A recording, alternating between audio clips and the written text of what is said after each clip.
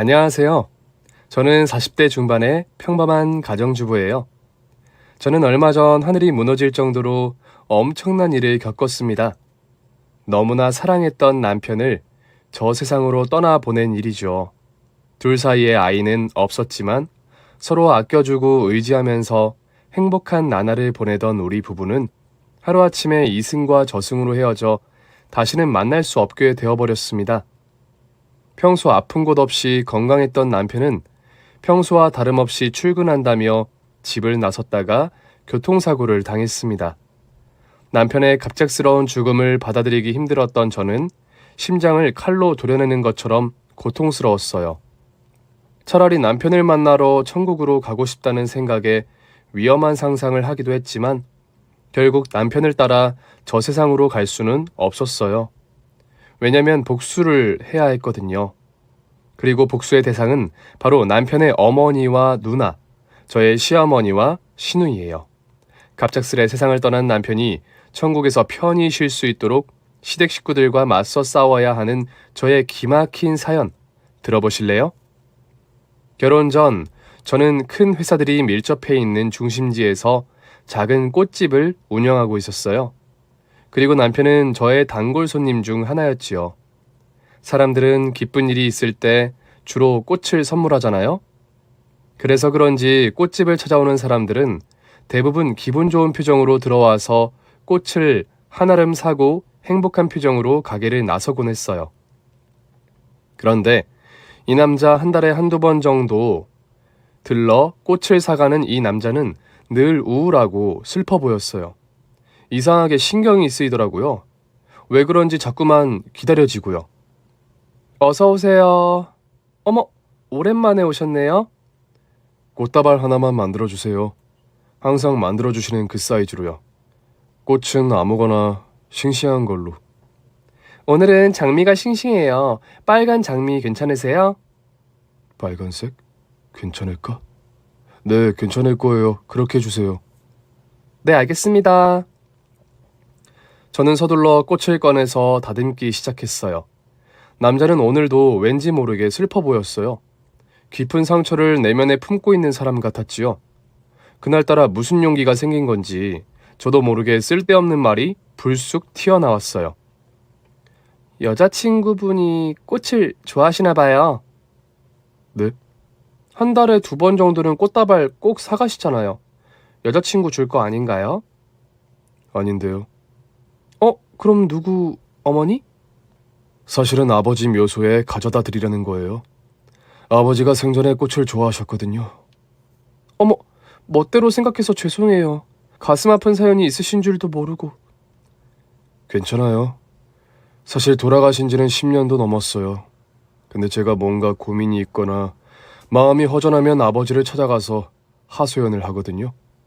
전 혼자라 어디 이야기할 곳도 없고 마음을 나눌 사람도 없고 아버지 뵈러 가면 마음이 편해지더라고요. 우수에 찬 눈빛으로 무덤덤하게 속마음을 얘기하는 이 남자. 순간 내가 이 남자의 아픔을 달래주고 싶다는 생각이 들었어요. 앞으로는 저한테 말하세요. 네? 아버님께 너무 걱정 끼쳐드리는 말만 하면 아버님이 저 세상에서 속상해 하시잖아요. 행복한 모습 보여드려야죠. 그러니까 뭔가 속상하고 우울해서 얘기 나누고 싶은 친구 필요하면 저한테 말씀하시라고요. 아무렇지도 않은 듯 태연하게 얘기를 던졌지만 제 심장이 쿵쾅쿵쾅 요동쳤고 얼굴은 화끈화끈 열이 오르기 시작했어요. 나 어떡해. 미쳤나봐. 이름도 모르는 남자한테 지금 뭐라고 하는 거야? 근데 이 남자 그런 말을 듣고도 아무 반응이 없는 거예요. 뭐 이런 이상한 여자가 다 있지? 하는 표정으로 저를 뚫어져라 쳐다보기만 하더라고요. 그때의 민망함이란 쥐구멍이 없다면 피서라도 숨어 들어가고 싶은 심정이었어요. 저는 빨리 이 분위기를 수습하기로 했어요. 저희 가게 단골 손님이시잖아요. 단골 손님한테 해드리는 특급 서비스예요. 특급 고민 상담 서비스. 별다른 뜻이 있어서 그런 건 아니니까 부담 갖지 마세요. 전 좋은데. 네? 뭐라고요? 전 좋다고요. 그쪽이랑 얘기 나누고 싶어요. 나중에 알고 보니 이 남자도 저에게 호감이 있어서 계속 저희 가게를 찾아오는 거였어요. 2번 중에 한 번은 오직 저를 보기 위해서 꽃을 사러 오는 거였더라고요. 소심한 부끄럼쟁이 같으니라고. 저희 남편은 이렇게 순수하고 착한 남자였어요. 저와 본격적으로 사귀기 시작하면서 남편은 결혼 이야기를 부쩍 많이 꺼냈습니다.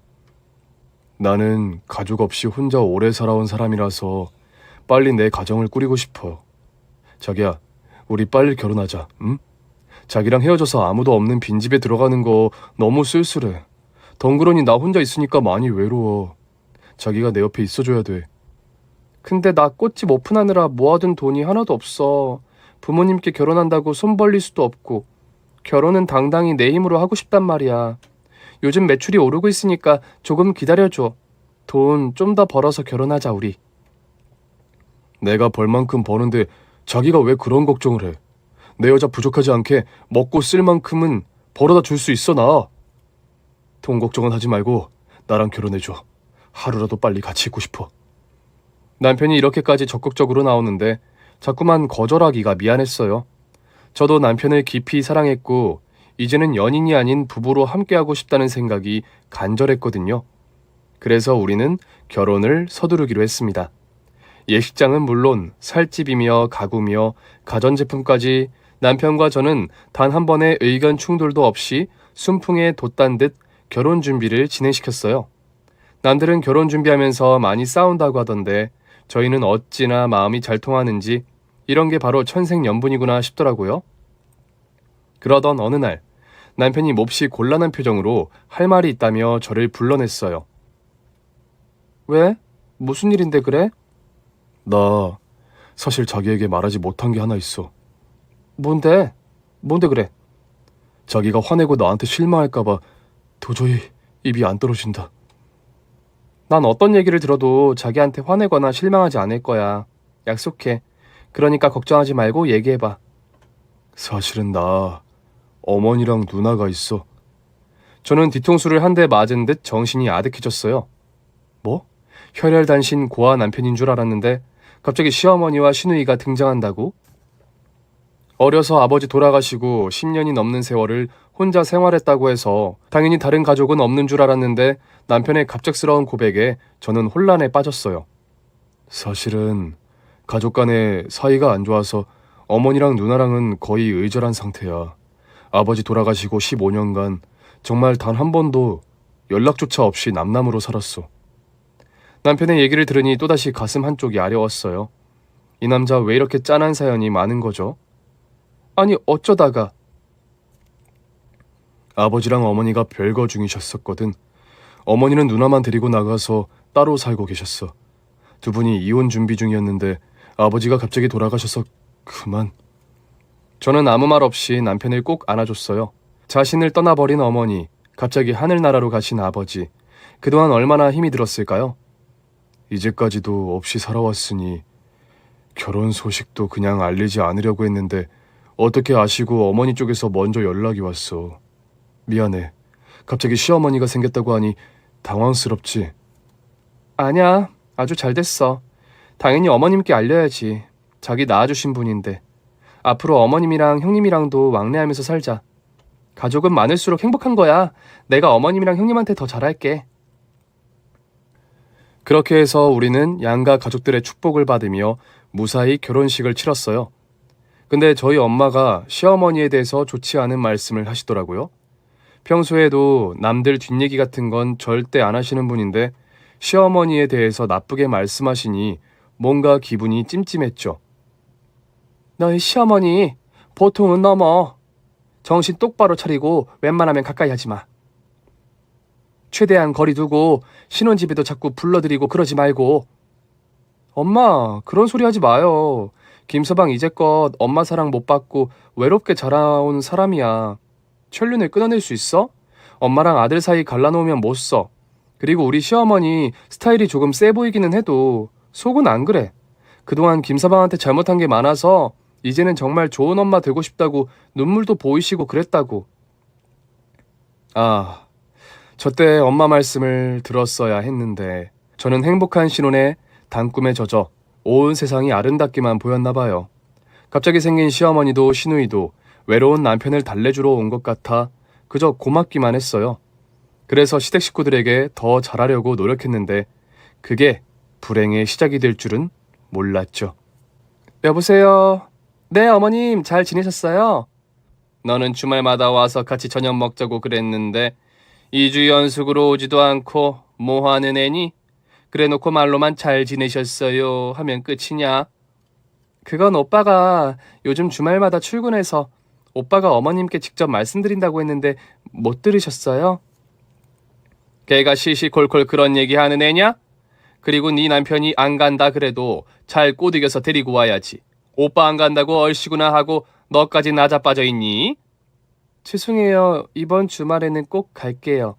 그리고 내가 너한테 따로 할 말이 있는데. 네? 어떤 말씀이신데요? 이제 너희도 나한테 다달이 용돈 좀 보내라. 일단 네 남편한테는 내색하지 말고. 무슨 말인지 알지? 오빠 몰래 돈을 보내란 말씀이세요? 그래. 네 남편한테는 당분간은 비밀로 하고 네 선에서 돈 좀 보내란 말이야. 용돈 필요하세요? 당연하지. 네 시아버지 15년 전에 돌아가시고 혼자 됐는데 여자 몸으로 나 혼자 얼마나 힘들게 살았는지 그동안 세월은 말로는 다 못한다. 네 남편이랑도 헤어져 살아서 아들 효도도 제대로 못 받았는데 이제부터라도 대기업 다니는 아들 덕 좀 보자. 너희 아직 애도 없고 네 남편이 그 좋은 회사에서 월급도 넉넉하게 따박따박 받을 텐데 두 식구 살림에 돈 쓸 일이 뭐가 있니? 내 용돈 정도는 네가 해결해 줄 수 있지? 어머니 말씀도 이해는 갔어요. 어머니가 많이 힘드셨다고 하니 조금이나마 보태드리는 게 자식으로서 당연한 도리라고 생각했죠. 더군다나 제가 너무 사랑하는 우리 남편을 이 세상에 태어나게 해주신 분이잖아요. 며느리 노릇 아주 제대로 잘 하고 싶었어요. 네, 알겠어요, 어머니. 그래. 근데 내가 말 꺼내기 전에 네가 알아서 딱딱 챙겼으면 얼마나 좋아? 이런 건 원래 며느리가 알아서 챙기는 건데. 세아가, 네가 좀 둔한 것 같아서 내가 가르쳐주는 거니까 잘 배워. 알았지? 네가 중간에서 처신을 잘해야 우리 가족 사이가 좋아지는 거야. 시댁 식구들이 화목해야 너도 마음 편한 거 아니겠니? 잘 알겠습니다, 어머니. 그럼 주말에 보자. 그리고 그날 저녁 퇴근하고 돌아온 남편에게 저는 슬쩍 운을 띄워봤어요. 이번 주말에 우리 뭐 할까? 자기 뭐 스케줄 있어? 아니, 별다른 일은 없는데. 야외로 나들이 갈까? 아니면 쇼핑 갈래? 내가 가자는 데는 어디든 같이 가줄 거야? 그럼. 약속했다. 나중에 딴말하기 없어. 우리 사모님 어디가 가고 싶으셔서 이러실까? 말해봐. 다 데려가 줄 테니까. 어머님 댁. 거긴 안 돼. 왜? 어머님이 주말에 자기랑 같이 오라고 하셨어. 자기 좋아하는 잡채 해주신대. 우리 결혼하고 한 번도 못 찾아뵈었잖아. 주말마다 오라고 전화하신다고. 자기가 하도 싫다고 하니까 매번 거절하기는 했는데 이제 더는 거절할 핑곗거리도 없어. 우리 딱 한 번만 다녀오자. 밥만 먹고 빨리 오면 되잖아. 형님도 조카들 데리고 오기로 했어. 아, 이번 주말? 나 약속 있는 걸 깜빡했다. 약속?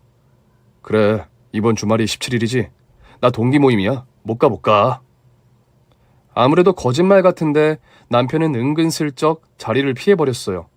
그 뒤로도 온갖 방법으로 남편을 꼬드겨봤지만 남편은 시댁 행사나 식사 모임같이 어머님이랑 형님이랑 같이 마주쳐야 하는 자리는 절대 가지 않았어요.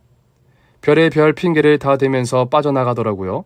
제 말이라면 뭐든지 다 들어주는 자상한 남편인데 시댁 문제에 있어서만큼은 너무 완강했어요. 긴 세월을 헤어져 있다가 어렵게 다시 만난 가족들인데 자꾸 거리를 두려고 하는 남편이 조금 이해되지 않았죠. 자기가 계속 이렇게 고집 부리면 중간에서 나만 입장 곤란해져. 오늘도 어머님이 전화와서 이번에는 꼭 같이 와야 한다고 역정내셨다고. 자기 못 데려오면 나는 며느리 할 일도 제대로 못하는 나쁜 며느리가 되는 거라고. 자기는 신경 쓰지 마. 내가 어머니랑 통화할게.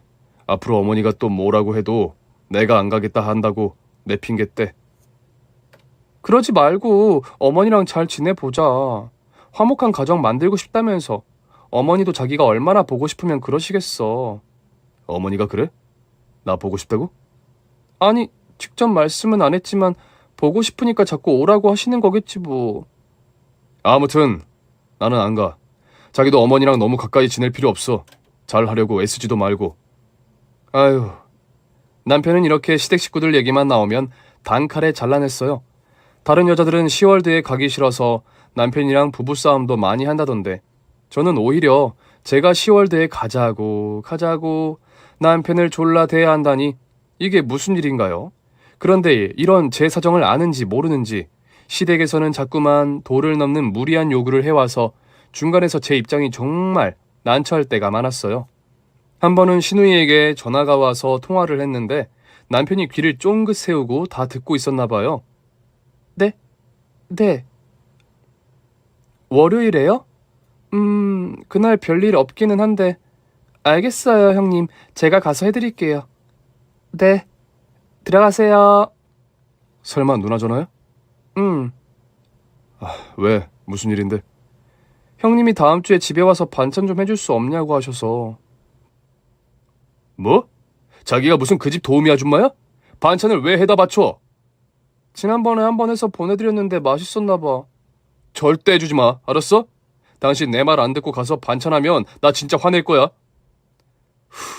우리 남편 속마음도 이해는 가요. 어머니가 자신을 버리고 누나만 데리고 집을 나갔으니 어머니랑 누나가 그리우면서도 마음 한편으로 얼마나 미웠겠어요. 하지만 가족들을 원망하고 미워하면서 사는 건 불행한 삶이에요. 내 남편을 행복하게 해주고 싶다. 마음속의 상처를 말끔히 치유해주고 싶다. 저는 오직 그 생각뿐이었어요.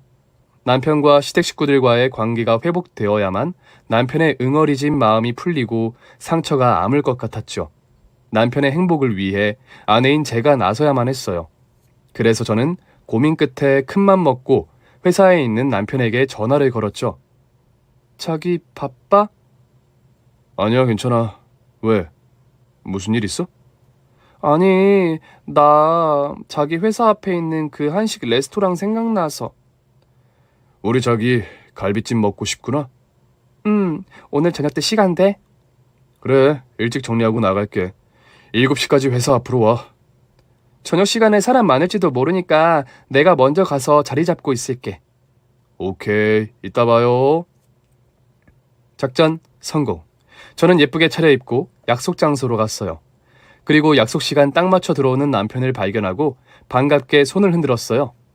여기야, 여기.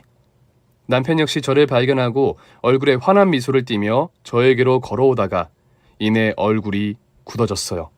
제 옆에 있는 시어머니와 시누이를 발견한 거예요. 이게 지금 무슨 상황이야? 맛있는 거 같이 먹으면 좋잖아. 내가 어머님이랑 형님 나오시라고 했어. 아, 배고프다. 우리 얼른 밥 먹자. 저는 최대한 밝게 웃으며 남편의 팔을 잡아 끌었어요. 그러나 남편은 옴짝달싹하지 않고 그 자리에 버티고 서서 무서운 얼굴로 저에게 말했습니다. 나 먼저 나가서 차 빼고 있을 테니까 빨리 따라 나와. 알았지? 그리고는 어머니와 형님께 가볍게 고개만 까딱하고는 그대로 밖으로 나가버렸습니다. 저기야! 어떡하지? 저는 그냥 오빠랑 어머님이랑 화해의 자리를 마련하고 싶었는데 죄송해요, 어머니. 오늘은 안 될 것 같아요.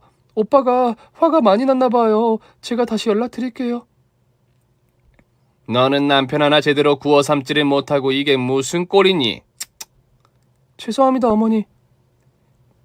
기왕 온 거 우리는 먹고 가자, 엄마. 옳게 갈비찜 대짜로 계산 좀 하고 가. 알았지? 그리고 다음 주 수요일에 우리 집에 와서 애들 봐주기로 한 약속 잊으면 안 된다.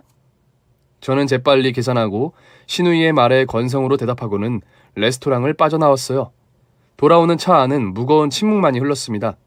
남편은 한마디도 하지 않고 정면을 응시한 채 운전만 했어요. 저는 너무 마음이 안 좋았어요. 도대체 우리 남편은 왜 이렇게까지 어머니를 싫어하는 걸까요? 정말 이대로 가족을 안 보고 살 작정인 걸까요? 자기 때문에 나 정말 속상해. 나는 자기랑 어머님이 잘 지냈으면 좋겠어. 가족이잖아. 과거에 어떤 잘못을 했더라도 가족끼리는 다 용서하고 이해하는 거잖아. 막말로 만약에 내가 잘못돼서 자기보다 먼저 이 세상을 떠나게 된다면 자기 옆에 남을 사람은 어머님이랑 형님뿐이야. 어머니랑 형님이랑 잘 지내줘. 제발 또다시 외롭게 혼자가 될 순 없잖아. 제 이야기를 듣던 남편이 갑자기 급하게 차를 세우더니 짐승의 울부짖음 같은 성난 울음을 토해내기 시작했습니다. 항상 순하기만 했던 남편이 저렇게 격하게 우는 모습은 처음 봐서 저는 너무 놀라 어찌할 바를 모르겠더라고요. 자기야, 왜? 내가 무슨 말을 잘못했어? 미안해. 아무것도 모르면서 제발 그런 소리 좀 하지 마. 당신이 세상을 떠나면 어머니랑 누나가 내 옆에 남는다고? 당신은 아무것도 몰라. 그 사람들이 어떤 사람들인지 정말 모른다고. 겨우 진정한 남편이 들려준 이야기는 너무 충격적이어서 저는 숨을 쉴 수가 없을 정도였어요. 내가 중학교 때였어. 어느 날 어머니가 갑자기 어떤 여자애를 집에 데려오셨어. 당신이 낳은 친딸이라고, 오늘부터 우리랑 같이 살 거라고. 그게 누나였어. 뭐? 어렸을 때 생각해보면 아버지와 어머니 사이가 그렇게 좋지는 않았지만 그래도 두 분이 특별히 싸우시거나 하는 일은 없었거든? 그래서 나는 상상도 못했는데 어머니는 이런 엄청난 일을 벌이고 계셨던 거야. 아버지도 나도 감쪽같이 속은 거지. 무슨 말인지 이해가 안 돼. 어머니가 다른 남자와의 사이에서 낳은 딸을 집으로 데려오셨다고. 심지어 나보다 2살이나 많아. 그게 뭘 의미하는 거겠어. 내가 태어나기도 전부터 어머니는 아버지 아닌 다른 남자와 부적절한 관계를 이어오고 있었다는 뜻이지. 그러니까 형님이랑 자기랑 아버지가 다르단 말이야? 맞아. 어머니는 아버지와 결혼 생활을 유지하면서 불륜으로 딸을 낳아서 몰래 키우고 계셨던 거야. 20년 가까운 세월을. 말도 안 돼. 어떻게 그런 일이... 그 사건 때문에 두 분은 결국 별거를 하셨고 이혼을 진행하는 과정에서 아버지가 극심한 스트레스에 시달리셨나 봐. 어느 날 갑자기 뇌출혈로 쓰러지셨는데 다시는 깨어나시지 못했어. 나한테 유언 한마디 남기지 못하고 떠나신 거야. 아버지는 어머니가 죽인 거나 다름없어. 나는 절대 그 여자 용서 못해. 심지어 아버지 유산만 챙기고 혼자 남은 나를 거두지도 않았어. 물론 따라갈 마음도 없었지만 말이야. 저는 엉엉 울면서 남편을 꼭 끌어안았어요. 이제야 남편이 어머니를 왜 그렇게 밀어내는지 이해하고도 남겠더라고요. 남편의 상처를 더욱 아프게 한 건 저였던 것 같아요. 원수나 다름없는 어머니와 누나를 가족이네 뭐네 하면서 자꾸 떠올리게 했으니까요. 너무 미안해. 내가 잘못했어. 아무것도 모르면서 괜히 나서서 내가 당신을 더 힘들게 했어. 앞으로 절대 그 사람들이랑은 마주치지 말자. 입에 올리지도 말고 생각도 하지 말자. 이제 다시는 힘들게 하지 않을게. 우리 둘만 바라보고 살자. 미안해. 그날 이후로 어머니와 형님은 더욱 집요하게 연락을 해왔지만 저는 독해지기로 마음먹었어요. 이 질긴 악연의 고리를 끊어내고 남편을 자유롭게 해줄 사람은 저밖에 없다고 생각했거든요. 저는 시어머니와 시누이의 연락을 피하기 시작했어요. 전화도 문자도 모른 척 모두 씹었죠. 두 사람은 남편에게 직접 전화를 걸 염치는 없었는지 저만 들들 볶았어요. 그래도 자기들 마음대로 되지 않으니까 남편이 출근하고 난 틈을 타 저희 신혼집까지 쳐들어왔어요. 누구세요? 나다. 어서 문 열어라. 제가 너무 놀라 문을 여니 시어머니와 시누이가 화가 잔뜩 나서는 집안으로 들이닥쳤습니다. 연락도 없이 어쩐 일이세요? 연락? 연락? 그렇게 전화를 해대도 다 씹어제낀 건 너 아니냐? 지난번에 식당에서 그러고 나갔으면 어쨌다 저쨌다 전화라도 한 통 해줘야지. 지가 먼저 연락하기는커녕 시엠이 전화도 무시하고 씹어버려. 지금 뭐 하자는 짓이야? 저한테 이러지 마세요. 저 어머님과 말하고 싶지 않아요. 뭐야 올케? 지금 시댁 식구들 대하는 태도 어디서 배워먹었어? 지금 우리 집안 무시해? 애 봐주겠다고 한 약속도 일방적으로 펑크내고 내가 그날 얼마나 곤란했는지 알아? 죄송하지만 나가주세요. 오빠가 두 분과 연 끊으라고 했어요. 저 어머니가 불륜을 저지른 과거사부터 아버님 돌아가시고 오빠랑 남남처럼 살게 된 얘기, 형님이 누구 자식인지까지 전부 다 들었습니다. 사람으로서 최소한의 양심이라도 있으면 여기 와서 이러시면 안 되죠. 뭐야? 엄마, 얘가 지금 뭐라는 거야? 미친 거 아니야? 나중에 어머님 돌아가시면 그때나 연락 주세요. 빈소는 저희가 지킬게요. 어머님 빈소 지킬 아들이라도 남겨두고 싶으시면 살아계신 한은 연락하지 마시고요. 한 번만 더 찾아와서 행패 부리면 저도 지금처럼 예의 바르게는 못 대해드려요. 그러니까 연 끊고 각자 조용히 사시자고요. 저는 분을 못 이겨 부들부들 떠는 시어머니와 발악하는 시누이를 대문 밖으로 내쫓았습니다. 그날 이후로 시댁과는 완전히 연을 끊고 우리 부부는 서로만 바라보며 살았습니다. 어머니와 형님 이야기는 입에도 올리지 않았어요. 남편도 심리적으로 많이 안정을 되찾았죠. 내가 자기를 안 만났다면 어떻게 됐을까? 아직도 혼자 많이 외로워하고 있겠지? 설마 다른 여자 만났겠지? 아니야. 내 인생의 여자는 정말 당신 하나뿐이야. 앞으로 죽을 때까지 쭉 내 하나뿐인 가족이자 동반자. 우리 자기 너무 고맙고 사랑해. 나한테는 이제 진짜 당신뿐이야. 행복한 나날들이 계속되었어요. 그러나 너무 행복했던 저희 둘을 신이 질투라도 했던 걸까요? 어느 날 갑자기 엄청난 불행이 제 앞에 나타났습니다. 바로 남편의 교통사고. 다녀올게 하고 손을 흔들며 집을 나서던 그 모습이 남편의 마지막이었습니다. 저는 앞으로 어떻게 살아야 할까요? 삶의 이유도 희망도 저에게는 아무것도 남지 않았습니다. 불현듯 남편이 평생 마음속에 품고 있던 깊은 상처가 생각났습니다. 그 한을 풀지 못하고 저 세상으로 가버렸으니 남편의 넋이 얼마나 원통할까요? 저는 그 한스러운 마음을 풀어주고 싶었습니다. 제가 먼 길 떠나는 남편을 위해 해줄 수 있는 일은 그것뿐이라고 생각했어요. 남편의 어머니와 누나가 남편의 영정 앞에 진심으로 사죄하고 뉘우친다면 우리 남편 저승길이 조금은 편하지 않을까요? 고민 끝에 저는 시어머니와 시누이에게 남편의 부고를 전했습니다. 워낙 독하게 끊어냈던 터라 시어머니와 시누이가 와줄까 반신반의했는데 예상 밖으로 둘 다 대성통곡을 하며 달려왔더라고요. 아니 이게 무슨 일이냐? 이게 갑자기 무슨 일이야? 어머니가 이 사람 마지막 길에 진심으로 사과를 해주셨으면 해요. 사과? 내가 왜 멀쩡한 모자지간 연을 끊어놓은 건 너 아니냐? 아이고 이렇게 어망하게 갈 줄 알았다면 문전박대를 당해도 계속 찾아와 얼굴이라도 몇 번 더 볼걸. 이제는 볼 수도 없고 목소리조차 들을 수도 없구나. 아이고 불쌍한 내 아들아. 그때 그렇게 쫓겨난 이유로 연락도 찾아오는 것도 다 못하게 하더니 결국 네가 내 아들을 잡아먹었어 독한 년. 이게 장례식장에 찾아와 남편 일은 저에게 할 소리인가요? 그런데 그 뒤에 이어진 시어머니의 말은 더 가관이었습니다. 내가 낳아서 내 손으로 직접 먹이고 입히고 씻겨서 키운 내 아들이다. 내 아들 유산에 내 지분도 엄연히 있는 거야. 내 아들이 벌어놓은 돈 다 내놔라. 너 같은 년한테는 땡전 한 푼 못 준다. 아버님 유산도 전부 챙겼다고 들었는데 이제 내 남편 돈까지 손대려고 그래요? 그 돈 어머니한테 한 푼이라도 가면 우리 오빠 억울해서 눈 못 감아요. 여기가 어디라고 감히 유산 문제를 입에 올려요? 내가 여태껏 키워서 사람 만드느라 들어간 돈이 얼만데 입을 씻으려고 해? 정말 역겨워서 더는 상종 못하겠네요. 어머니란 사람이 어떻게 그런 말을... 하늘이 두렵지도 않아요? 저는 결국 경찰을 불러 발악하는 시어머니와 시누이를 장례식장 밖으로 끌어내버렸어요. 그리고 경호업체에 의뢰해 두 사람이 아예 장례식장 근처에 발도 못 붙이게 했어요.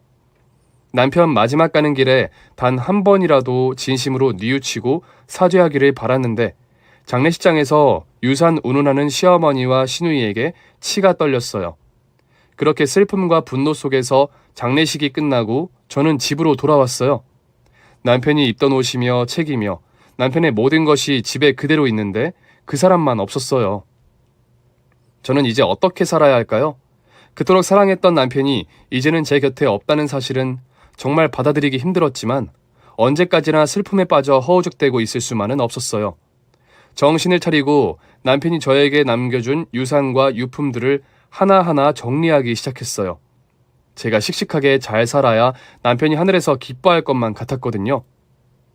여보, 당신이 나한테 남겨준 모든 것 어머님이랑 형님 손에 들어가지 않도록 꼭 지켜줄게. 그게 당신이 원하는 거지? 그리고 여보 억울했던 일, 마음 아프게 했던 사람들 전부 복수해 줄 거야. 이제 아무 걱정하지 말고 편히 쉬면서 하늘에서 나 지켜봐줘. 그런데 남편의 유산을 정리하다 보니 남편 명의의 통장에서 20억이라는 큰돈이 빠져나갔다는 사실을 알게 되었어요. 남편이 월급에서 조금씩 떼서 여기저기 투자를 해 불려놓은 남편의 전 재산이었는데 흔적도 없이 사라져버린 거예요. 더욱 충격적인 것은 돈이 이체된 날짜가 남편의 생전이 아닌 장례를 치르는 와중이었다는 사실, 그리고 20억이 이체된 통장의 주인은 바로 남편의 누나 신우이였다는 사실이에요. 남편의 모든 것을 지켜주겠다고 약속했는데 그 사람들은 제가 생각한 것보다 훨씬 더 악랄하고 지저분했어요. 제가 너무 순진하고 어리석었죠. 저는 당장 신우이에게 연락을 했어요. 오빠 통장에서 형님 통장으로 돈이 빠져나간 걸 확인했어요. 날짜가 장례 치르는 도중이던데 저 세상 떠난 오빠가 돈을 이체해줬을 리도 없고 대체 어떻게 된 거죠? 돈에 관심 없는 척, 고고한 척, 잘난 척은 혼자 다 하더니 탈상한 지 며칠이나 지났다고 그걸 벌써 확인해봤어? 역시 독해. 말 돌리지 말고 제대로 얘기해요. 20억 어떻게 된 거예요? 그 돈 내가 이체한 거 맞아. 그 노트북으로 이체했어. 어차피 올케한테 얘기해봤자 순순히 내놓을 리도 없고 내 입만 아프잖아? 엄마 노후자금 겸 유산으로 나눠드렸다고 생각해. 엄마한테도 상속받을 권리는 있는 거야. 게다가 살아생전 아들놈이 그렇게 속을 썩이면서 효도 한 번을 안 했는데 이 정도 권리는 당연히 챙겨야 하는 거 아니야? 올케가 아무리 울고불고 난리를 쳐봤자 어차피 부부는 남남이지. 자식 잃은 엄마 슬픔에 비하겠어? 아니 그걸 지금 말이라고 해요? 겨우 20억 갖고 유세 떨지 마. 아이고 걔도 참 명이 어쩜 그렇게 짧니? 팔자도 진짜 더럽다. 좀 더 살아서 돈이라도 더 많이 벌어놓고 가지. 왜 벌써 가가지고 꼴랑 20억밖에 못 건졌잖아. 어떻게 사람의 탈을 쓰고 저런 말을 할 수가 있을까요? 아무리 아버지는 다르다고 해도 같은 배에서 나온 동생인데 생면부지의 남이 이런 불행한 일을 당했다고 해도 저런 말은 차마 하지 못했을 거예요. 내 남편이 아침부터 밤까지 힘들게 회사 다니고 여기저기 투자해서 불려놓은 우리의 희망이자 미래였던 돈, 그 돈을 이렇게 눈앞에서 인간 자격도 없는 인간들에게 빼앗길 수는 없었어요. 저는 정신을 바짝 차리고 자세한 정황을 알아보기 위해 이것저것 물어봤어요. 우리 집에 몰래 들어온 건 그렇다 치고 공인인증서 비밀번호 같은 건 어떻게 알아낸 거예요? 뻔하지 뭐. 지 아빠 이름 이니셜이랑 생일이랑 몇 가지 조합해서 넣어보니까 바로 풀리던데 뭘. 단순 무식하기는. 암튼 이제 나는 할 말 없어. 앞으로 연락하지 마. 신우이는 전화를 뚝 끊어버렸습니다. 분노가 머리끝까지 치밀어 올랐어요. 저는 그 길로 시댁으로 달려갔습니다. 문 좀 열어봐요. 어서 이 문 열어요. 제가 계속 문을 두드리면서 소란을 피우니까 문이 빼꼼히 열리고 신우이가 고개를 쏙 내밀었어요. 동네 창피하게 뭐하는 짓이야? 저는 신우이를 밀치고 그대로 집 안으로 들어갔어요. 그리고 집 안에 펼쳐진 장면을 마주하고는 정말 눈이 뒤집히고 말았어요. 거실 가득 명품 쇼핑백들이 즐비했고 가방이며 옷이며 대충 어림잡아봐도 몇 천은 좋게 될 정도의 명품들이 여기저기 어지럽게 널려 있었어요. 말 그대로 가관이었죠. 두 사람은 남편이 생전에 애써서 모아놓은 피 같은 돈을 훔쳐서 명품관을 쓸고 온 모양이었어요. 아들이 죽었어. 당신 아들, 당신 동생이 죽었다고. 근데 죽은 사람 돈을 몰래 훔쳐다가 명품 쇼핑을 해? 당신들이 이러고도 인간이야? 저는 부엌으로 달려가 식칼을 가져왔어요. 그리고는 옷이건 가방이건 손에 잡히는 대로 식칼로 갈갈이 찢어버렸어요. 생각 같아서는 더 무서운 짓도 저지르고 싶었지만 남편의 명예에 먹칠할 수는 없어서 겨우 참았습니다. 찢긴 가방과 옷가지를 붙들고 시어머니가 비명을 질렀고 신우이는 온몸으로 저를 막으려고 했어요. 안 돼! 안 돼! 이게 얼마짜린데 구하기도 힘든 리미티드 에디션이라고! 저는 인간 같지 않은 소리를 짓거리는 신우이의 머리채를 잡고 바닥에 패대기를 쳐버렸습니다. 아이고 저 독간년이 내 딸 잡네. 당신들 각오해. 소송을 하든 고발을 하든 내가 무슨 수를 써서라도 내 남편이 모아놓은 피 같은 돈 100원짜리 하나까지 다 찾아올 거야. 근데 신우이가 코웃음을 치는 거예요. 하여간 머리가 무식하면 손발이 고생하지. 옳게는 친족 상도례라는 거 몰라? 우린 가족이잖아. 가족끼리는 이런 거 처벌 못해. 할 수 있으면 어디 마음대로 해봐. 이건 또 무슨 청천벽력 같은 소리죠? 친족 상도례? 저 사람들과 제 남편을 묶은 질긴 가족의 끈이 아직도 저를 올가매고 있는 것 같은 기분이 들었어요. 저는 넋이 빠져서 집으로 돌아올 수밖에 없었어요. 여기저기 알아보니 친족 상도례란 직계 혈족이나 배우자 간에 발생한 재산 범죄에 대해서는 그 형이 면제된다는 법이었어요. 시누이 말이 맞았어요. 가족끼리는 아무리 나일강도 짓을 해도 처벌 못하는 거였어요. 대한민국의 선량한 국민으로서 법이 저의 권리를 지켜줄 줄 알았는데 저는 지금 그 법 때문에 눈앞에서 남편의 20억을 고스란히 빼앗기게 생겼어요. 너무 원통했어요. 하늘에 있는 제 남편은 또 얼마나 억울하고 원통할까요? 저 때문에 남편의 재산이 생전에 남편이 가장 증오하던 사람들의 손에 넘어가게 되었다는 자책감에 너무 괴로웠어요. 그때 불현듯 한 가지 생각이 머릿속을 스쳤습니다. 설마 저는 곧바로 남편의 가족관계 증명서를 확인해봤어요. 그리고 시어머니의 가족관계 증명서도 확인해봤죠. 곧이어 엄청난 반전이 일어났습니다. 저는 그 길로 시댁을 다시 찾아가 시누이의 얼굴에 가족관계 증명서를 내던졌어요. 눈 있으면 똑똑히 보세요. 뭐야? 뭔데 그래? 가족관계 증명서라는 거예요. 한번 잘 보세요. 가족관계 증명서를 받아든 시누이의 얼굴이 흑빛으로 변했어요. 청취자 여러분들 눈치채셨나요? 맞아요. 남편의 누나는 자신의 친부 호적에 올라 있었기 때문에 남편과는 법적으로 가족이 아니었던 거예요. 더 놀라운 건 법적으로 시어머니의 딸도 아니었다는 거죠. 시누이는 정말 이 집안에서 완벽한 남남이었는데 당사자는 그 사실을 전혀 모르고 있었던 거예요. 그러니까 당연히 친족 상도례는 성립되지 않는 거였죠. 어때요? 이해가 돼요? 댁은 우리 가족이 아니란 말씀이에요. 친족 상도례는 가족끼리만 적용된다면서요. 시누이는 미친 사람처럼 길길이 날뛰었어요. 이건 말도 안 돼. 엄마 어떻게 된 거야? 엄마 뭐라고 말 좀 해봐. 엄마 때문에 나 감옥 가게 생겼다고. 대체 그게 뭔 소리야. 네가 감옥을 왜 가? 누나가 동생한테 유산 받은 게 감옥 갈 일이야? 엄마 아들이랑 나랑은 법적으로 가족이 아니야. 내가 걔 누나가 아니라고. 엄마 가족관계 증명서에 내가 없다고. 나는 도대체 누구 호적에 올라가 있는 거야? 말 좀 해봐 엄마. 미안하다. 너는 태어나자마자 네 친아버지가 데려가서 그쪽 집 호적에 올라 있어. 네 친아버지가 그때 따로 마누라가 있었기 때문에 그 부부가 법적으로 네 엄마 아빠야. 아니 그럼 나는 법적으로 엄마 딸도 아니라는 소리야? 호적 정리 다 됐다며? 이를 이 지경으로 만들면 어떡해? 시누이에겐 안 될 말이지만 이건 어떻게 해도 빠져나올 방법이 없어 보이네요. 그렇죠? 유부녀였던 시어머니가 유부남을 만나 불륜을 저지르면서 시누이를 낳았고 본인 호적에 올릴 수 없으니 상대 불륜남 호적에 올려 그 집 자식으로 키웠다. 그러므로 시누이는 생물학적으로 우리 남편과는 엄마만 같은 절반의 남매지만 법적으로는 전혀 남남이라는 반전 스토리.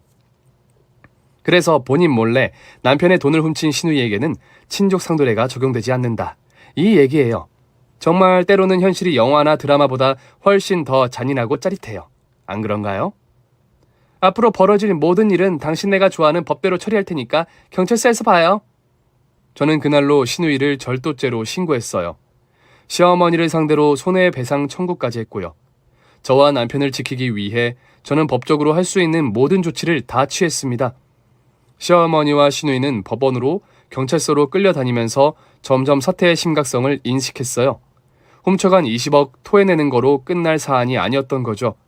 수천만 원의 손해배상은 물론 시누이는 절도죄로 실형에 처해질 가능성이 크다는 거예요. 금액이 워낙 크고 죄질도 나빴으니 당연한 결과였죠. 발등에 불이 떨어지자 시어머니와 시누이는 저를 찾아와 무릎을 꿇고 싹싹 빌며 매달렸습니다. 예, 내가 다 잘못했다. 제발 이 고소니 소송이니 다 그만두자. 너만 마음 돌려서 소송 취하해주면 아무 일도 아닌 것처럼 가볍게 넘어갈 수 있어. 그래 옳게. 제발 나랑 합의 좀 해줘. 절도죄는 반의사 불벌죄가 아니라서 합의해도 소용없어요.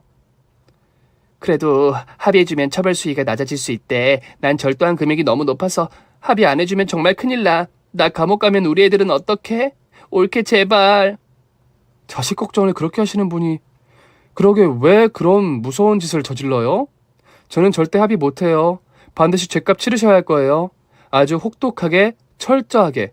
형님 멋대로 훔쳐간 우리 돈 20억에 손해배상금까지 더해서 형님 재산 아주 탈탈 털어줄 거예요. 감옥에 앉아서 제가 당한 고통 뼈저리게 느껴봐요. 옛말 틀린 거 하나 없죠? 남의 눈에 눈물 나게 하면 내 눈에서 피눈물 난다는 말. 제가 두 분 때문에 고통당한 거 생각하면 이렇게 마주 앉아 말 섞고 싶지도 않아요. 그래도 우리 남편 혈육이니까. 그러니까 이 정도로 참고 넘어가는 건 줄만 아세요. 예, 아가. 쟤는 그렇다 치고 나는 형사 책임은 없잖니. 제발 손해배상 청구 소송 좀 취하해 주라.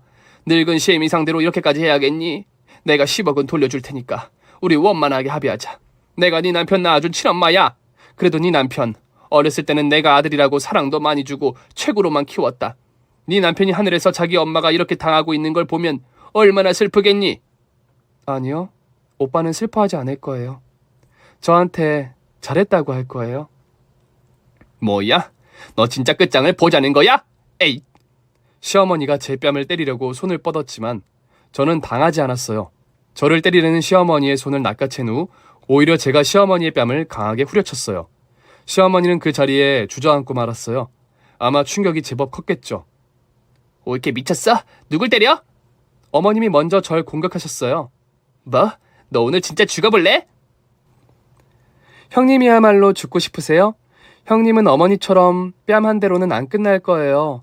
우리 오빠를 위해서라도 당신 같은 인간들은 절대로 용서 안 해요. 합의? 고수취야? 저는 그런 거 몰라요. 법의 테두리 안에서 끝까지 응징할 거니까 정의가 승리하는 사회 같이 만들어 보자고요. 길고 지루한 법정 싸움이 계속되었어요. 소송은 정말 진흙탕 그 자체였죠. 그동안 법 없이도 평범하게 잘 살아온 저에게 이 모든 법적 다툼의 과정들은 이루 말할 수 없을 정도로 힘들었습니다. 그렇지만 결국 저에게 유리하게 판결을 받으며 이 길고 험난한 싸움에서 승리했어요. 신우이는 징역 3년에 처해지고 남편에게 이혼당했습니다. 이혼하면서 남편 위자료 주랴, 제 피해금과 손해배상금 갚느랴, 빈털터리가 된 채로 지금 수감 중이에요. 저에게 갚아야 할 돈은 아직 산더미같이 남아있죠. 시어머니도 저와의 소송에서 패소했어요. 당연한 결과죠. 지금 시어머니는 빌딩 화장실 청소를 하면서 손해배상액을 갚는 중입니다. 그걸로 살아생전에 다 갚을 수 있을지는 모르겠지만 두 사람 모두 끝까지 털어서 100원 한 장 남김없이 다 받아낼 거예요. 이제 마음이 좀 편해졌냐고요? 아니요. 아직 저의 복수는 끝나지 않았습니다. 시어머니와 시누이가 남편 묘소 앞에서 진심으로 무릎 꿇고 사죄할 때까지 저는 절대로 두 사람을 용서하지 않을 거예요. 그때가 되면 조금은 편안해질 수 있으려나요? 지금까지 저의 슬프고 아픈 사연을 함께 들어주셔서 감사합니다. 때로는 마음속 이야기들을 누구에게 털어놓는 것만으로도 큰 위안이 되더라고요. 여러분도 가슴속에 말 못할 사연을 품고 아파하고 있다면 저처럼 누구에게라도 털어놓으세요. 마음이 한결 편안해질 거예요. 오늘 준비한 사연은 여기까지입니다. 재미있게 들으셨다면 구독과 좋아요, 알림 설정까지 눌러주세요. 그럼 저는 다음 사연으로 찾아뵐게요. 오늘도 건강하고 행복하세요.